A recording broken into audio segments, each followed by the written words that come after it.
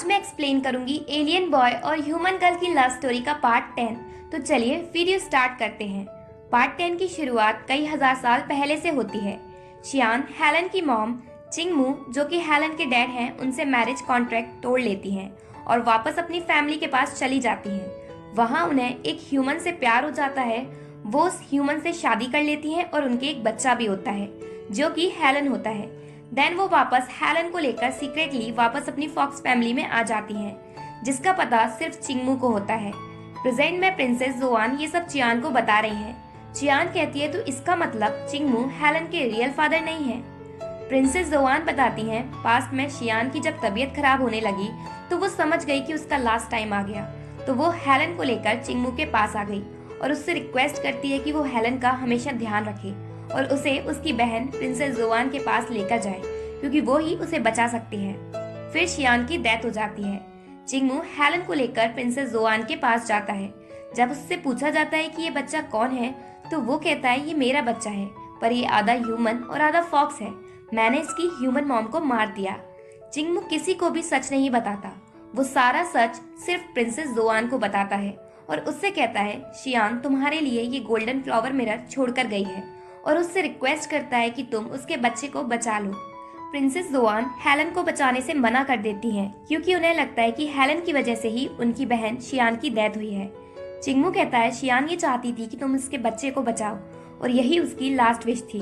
तो princess Joan Helen को बचाने के लिए मान जाती हैं और चिंगमू से कहती हैं हेलन को बचाने के लिए तुम्हें ह्यूमन लड़की को ढूंढना होगा जो इसके साथ बड़ी हो और हेलन उस लड़की को प्यार करे। देन उसका लीवर खाकर ही इसकी आंखें सही हो सकती हैं, पर ये सिर्फ रात को ही देख पाएगा। पर अगर उसकी डे टाइम की आईसाइट सही करनी है तो तुम्हें इसकी शादी प्योर फॉक्स ब्लड की लड़की से करानी होगी। प्रेजेंट में प्रिंसेस जोआन चियान से कहती हैं इसलिए चिंगमू तुम्हारी और हेलन की शादी कराना चाहते हैं, और मुझे पता है तुम यहाँ मुझसे ये जानने आई हो कि ग्वानपी को इस लाइफ में कैसे बचाया जाए। उसे बचाने का सिर्फ एक ही रास्ता है। इस बार उसके लिए हेलन को मरना होगा, जिससे ग्वानपी की एनर्जी उसके पास वापस चली जाए, जो उसने हेलन को दी थी जब उसने उसे अपना लीवर दिया था। चियान ये सुनकर रोने लगती है, क्योंकि वो नहीं चाहती कि हेलन मरे, पर वो ग्वानपी को भी बचाना चाहती है। नेक्स्ट सीन में हम जाओ और चिंगमू को देखते हैं। जाओ चिंगमू को बताता है कि हेलन चियान से प्यार नहीं करता। चिंगमू कहता है मैं तुम्हें बता दूं, सिर्फ चियान ही हेलन को सही कर सकती है। ये इम्पोर्टेंट नहीं है कि हेलन उससे प्यार करता है या नहीं। जाओ अपने नीज पर बैठकर चिंगमू से कहता है मैंने कभी आपसे कुछ नहीं मांगा, मैं चीफ प्रीस्ट बनने पर भी गिव अप कर दूंगा, यहाँ तक कि मैं हेलन को क्योर करने में भी आपकी हेल्प करूंगा। बस आप मेरी एक बात मान लो, आप हेलन और चियान की मैरिज कैंसिल कर दो। चिंगमू कहता है तुम चीफ प्रीस्ट बनने का सपना छोड़ दो और चियान को अपना बनाने का भी सपना छोड़ ही दो। फिर वो चले जाते हैं। चाओ को उनकी बात पर बहुत गुस्सा आता है, पर वो कुछ नहीं करता। थोड़ी देर बाद उस मैरिज हॉल में चियान आती है। वो देखती है कि वहां तो कोई भी नहीं है। ग्वान भी इस बात पर विश्वास नहीं कर पा रही है कि वो ही हुयान थी, और उसे लगता है कि हेलन के दिल में सिर्फ हुयान है और वो बस हुयान की शैडो है। इसलिए उसे बुरा लगता है, क्योंकि वो पूरे दिल से हेलन को लव करने लगी है। इसलिए वो वापस अपने घर जाने का डिसाइड करती है। ग्वानपी घर आकर हेलन के पास बैठ जाती है, क्योंकि वो सो रहा था। फिर वो रूम में जाकर सामान पैक करने लगती है। नीचे आकर वो अपनी बुक्स रखती है, तभी उसकी बुक्स गिर पड़ती हैं, जिससे हेलन जाग जाता है और ग्वानपी से पूछता है तुम क्या कर रही हो। ग्वानपी कहती है मैं वापस अपने घर जा रही हूँ। हेलन कहता है तुम रात तक रुक जाओ, रात को मैं खुद तुम्हें तुम्हारे घर छोड़ आऊंगा। ग्वानपी उसकी बात नहीं सुनती और वहां से चली जाती है। हेलन सोचता है अचानक से इसे क्या हो गया। ग्वानपी अपने घर पहुंचती है और घर पहुंचकर उसे पता चलता है कि उसकी मॉम ने जियालिन से $2000 उधार लिए हैं। ग्वानपी इतना बड़ा अमाउंट सुनकर हैरान होती है और गुस्से में घर से बाहर चली आती है। वो सोच ही रही होती है कि वो जियालिन के इतने सारे पैसे वापस कैसे करेगी। तभी रास्ते में उसे हाई सैलरी के पैम्पलेट मिलते हैं। ग्वानपी वो पैम्पलेट लेकर जल्दी से जॉब के इंटरव्यू के लिए जाती है। वो जॉब क्लब में होती है। ग्वानपी मैनेजर से पूछती है सैलरी किसे ज्यादा मिलती है, वेटर या डांसर को। मैनेजर कहता है डांसर को। ग्वानपी कहती है तो मैं तो डांसर का जॉब करूंगी, मुझे बहुत अच्छा डांस आता है, और वो मैनेजर को अपना अजीब व गरीब डांस करके दिखाती है, जिस वजह से मैनेजर उसे वेटर की जॉब दे देता है। रात के टाइम वो अपना वेटर का जॉब कर रही थी, तभी उस क्लब में हेलन आता है। ग्वानपी हेलन को देख लेती है पर उसे इग्नोर करती है। उसी टाइम हेलन को चियान का कॉल आता है। वो बताती है जाओ के साथ मेरी शादी कैंसिल हो गई है और मुझे ग्वानपी को बचाने का रास्ता मिल गया है। मैं वहीं आकर आपको बताऊंगी। वो कहता है ठीक है। ग्वानपी हेलन के पास आती है और कहती है तुम वापस जाओ, वैसे भी तुम्हें ऐसी स्मोकी जगह पसंद नहीं है। हेलन कहता है मैं तुम्हारी हेल्प करना चाहता हूँ। वो कहती है मैं अपनी प्रॉब्लम खुद सॉल्व कर सकती हूँ। हेलन कहता है तुम्हारी प्रॉब्लम मेरी प्रॉब्लम है।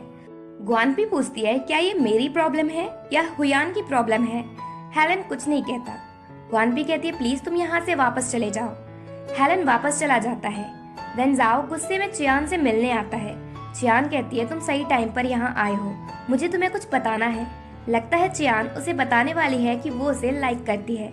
जाओ कहता है तुम्हें कुछ बताने की जरूरत नहीं है और वो चियान को अपनी पावर से बेहोश कर देता है और फिर उसे रूम में ले जाकर उसकी बेहोशी का फायदा उठाता है। चियान को जब होश आता है तो वो रोते हुए जाओ से कहती है मुझे तुम्हें कुछ बताना था।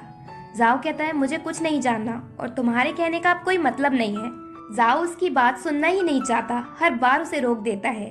देन हम ग्वानपी को देखते हैं जो कि शाओजू के पास होती है और वो सैड होती है। शाओजू पूछती है अरे तुम इतनी दुखी किस बात पर हो। वो कहती है मैंने हेलन के घर पर हुयान की पेंटिंग देखी और वो फोटो शाओजू को भी दिखाती है। फिर वो शाओजू से कहती है अगर मैं ही हुयान हूँ तो मुझे कुछ याद क्यों नहीं है, सब कुछ सिर्फ हेलन को ही क्यों याद है। तभी वो दोनों देखती है कि हेलन वहीं आ रहा है तो ग्वानपी वहां से चली जाती है और शाओजू से कहती है हेलन से कहना मैं यहाँ नहीं आई। हेलन शाओजू से ग्वानपी के बारे में पूछता है। वो कहती है वो यहाँ नहीं आई। जाते जाते हेलन शाओजू को बर्थडे विश करता है तो वो सरप्राइज होती है कि इसे कैसे पता। देन हम जाओ और चियान को देखते हैं, दोनों वापस आ रहे होते हैं। जाओ चियान से अपनी गलती के लिए माफी मांगता है और कहता है हम दोनों यहाँ से कहीं दूर चलते हैं जहाँ हमें कोई डिस्टर्ब नहीं करेगा और हमें किसी का डर नहीं होगा। चियान उससे कहती है तुम में और हेलन में बहुत फर्क है, उन्होंने मुझे कभी हर्ट नहीं किया जबकि तुमने मुझे हर्ट किया, तुम तो मुझे लाइक करते हो ना। चियान वहां से जाने लगती है। जाओ कहता है अगर इस बार तुम मुझे छोड़कर गई तो मैं हेलन को डिस्ट्रॉय कर दूंगा। चियान बिना कुछ बोले वहां से चली जाती है। चियान के जाने के बाद जाओ के पास प्रिंसेस जुआन का असिस्टेंट आता है और वो जाओ से कहता है फ्यूचर चीफ प्रिस्ट क्या आप इस सब के लिए रेडी हो। और इसी के साथ पार्ट 10 एंड होता है। अगर आपको वीडियो अच्छी लगी हो तो वीडियो को लाइक कर दीजिए और मेरे चैनल को सब्सक्राइब कर दीजिए जिससे आपको ऐसी इंटरेस्टिंग वीडियोस की नोटिफिकेशन मिलते रहें।